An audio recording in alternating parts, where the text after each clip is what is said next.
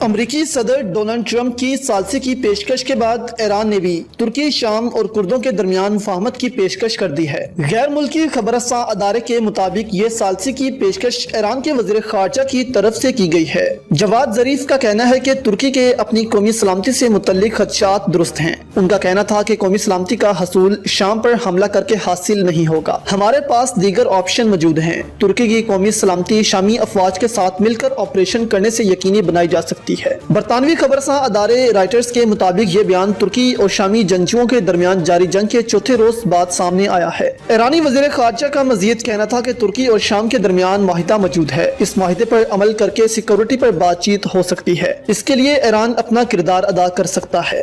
یاد رہے اس سے قبل امریکی صدر ٹرمپ بھی ثالثی کی پیشکش کر چکے ہیں۔ واشنگٹن میں گفتگو کرتے ہوئے ٹرمپ کا کہنا تھا کہ میرے خیال میں امریکہ ایسا کر سکتا ہے۔ ساتھ ہی انہوں نے ترکی کو ایک بار پھر خبردار کیا کہ اگر ترکی نے شام کے شمالی حصے میں اپنی حدود سے تجاوز کیا تو ترک معیشت کے خلاف سخت اقدامات کریں گے۔